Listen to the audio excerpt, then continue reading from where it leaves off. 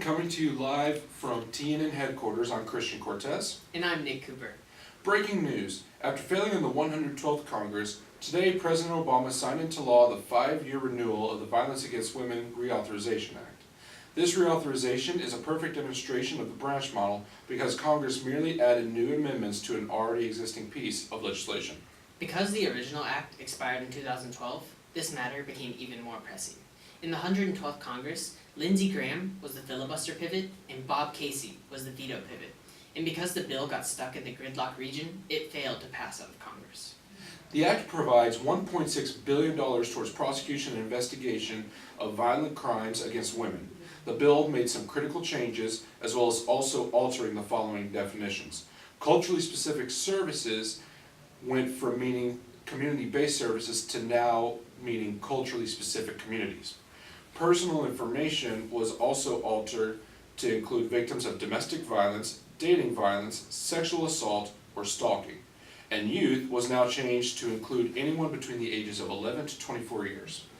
The Office of Violence Against Women was also created within the Department of Justice to bridge victim advocates, law enforcement, and others. We now go to our lead congressional political scientist, Alexis Castillo, who will tell us the process of how this bill became to law. Alexis? Thanks, Nick. We begin in 2012. When the bill was originally introduced, it was sent to the Senate Judiciary Committee.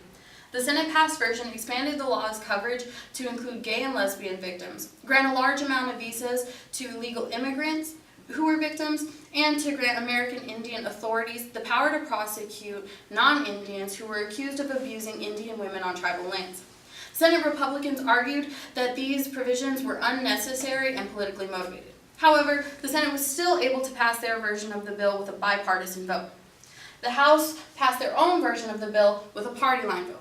The House version included new visa application benchmarks for illegal immigrants and assistance to law enforcement in conducting their investigations. Ultimately, the House disapproved of the visa fee increase, which GOP leaders claimed violated the constitutional requirement that all revenue measures must originate in the House. The House counterpart was disapproved of by Senate Democrats because it omitted the suggested additions. The refusal of both chambers to compromise and to entertain the other's bill resulted in the effective death of the reauthorization measure before it even reached conference. In 2013, the bill was reintroduced, and Leahy invoked Senate Rule 14 in order to bypass the committee process. There was added pressure on Congress to pass a reauthorization measure this time around. Senate conceded to the House removing the additional fees because the House previously had argued that they were inadmissible. The Senate held its ground on the expanded coverage, and the bill passed with surprising Republican support, with 23 Republicans voting yes compared to the 15 in 2012. In February of 2013, Speaker John Boehner brought the bill to the floor, breaking the so-called Hastert Rule, with which Republican speakers don't bring any piece of legislation to the floor without a majority of Republican support in the House. The Republican Party proposed a substitution, but it was rejected after GOP caucus had voted against the substitution.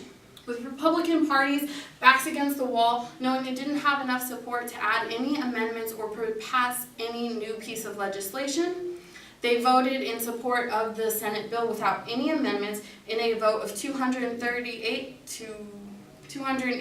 to 138.